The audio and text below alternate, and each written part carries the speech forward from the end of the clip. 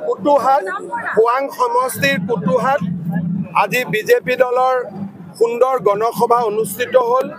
এই সভাতে যোৱাবাৰ অসম জাতীয় পৰিষদৰ মৰাণ সমষ্টিত প্ৰতিদ্বন্দ্বিতা কৰা সঞ্জীৱ চাংমাই আৰু বিভিন্ন ৰাইজৰ দলৰ অজিত গগৈকে আদি কৰি বিভিন্নজনে ভাৰতীয় জনতা পাৰ্টিত যোগদান কৰিলে।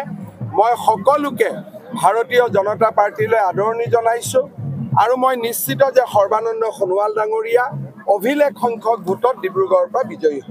মাটিবাৰীৰ ভেটিটোত মোৰ নামেই নাই, মই দয়া এখন কেনেকৈ সম্ভৱছোঁ?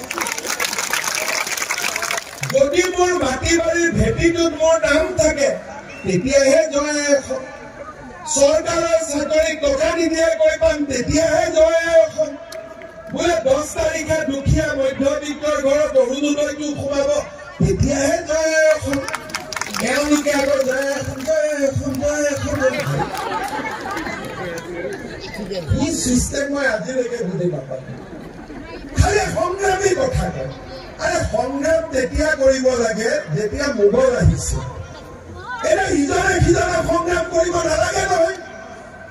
এতিয়া ৰাষ্ট্ৰ নিৰ্মাণ কৰিব লাগে, জাতি নিৰ্মাণ কৰিব লাগে।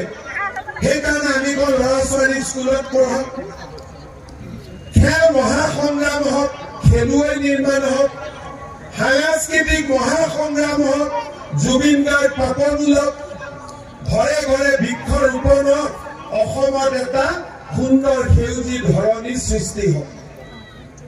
অসমত গুলি নহওক, তেজৰ ফাকুৱা নহওক, কপৌ ফুলৰ মাতে বহাগ বিহুৰ খবৰ দিয়ক, গুলিৰ শব্দই নহয়।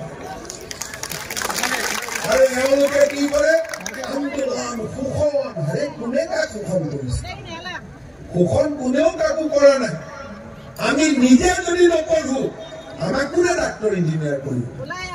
আমি যদি নিজে স্কুলত নাযাওঁ আমি ক'ৰ পৰা চাকৰি পাম?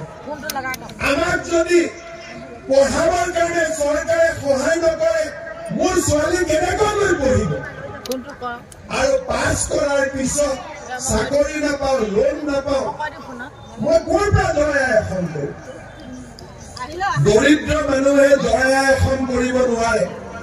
আমি এখন সৰ্বাংগ সুন্দৰ অসম কৰিম, যাতে জয়া এখন নিজে নিজে নিগৰিত হয়, ৰাস্তাত চিঞৰিব নালাগে, দেখিলে দূৰৰ পৰা লাগিব জয়া এখন। ৰাজ্যত নিৰ্বাচনী জ্বৰ। পুনৰ শাসনলৈ আহিব নেকি বিজেপি মিত্ৰজোঁট? নে দেশত উত্থান ঘটিব বিৰোধী শক্তিৰ? অসমৰ 14টা লোকসভা সমষ্টিৰ প্ৰতিটো আপডেট ক্ষিপ্ৰতাৰে 2024 নিৰ্বাচনৰ সৰ্ববৃহৎ কাভাৰেজ। টাইলাইটৰ প্ৰতিটো ইলেকশ্যন কাভাৰেজ আগবঢ়াব star চিমেণ্টে। Powered by Data Machine.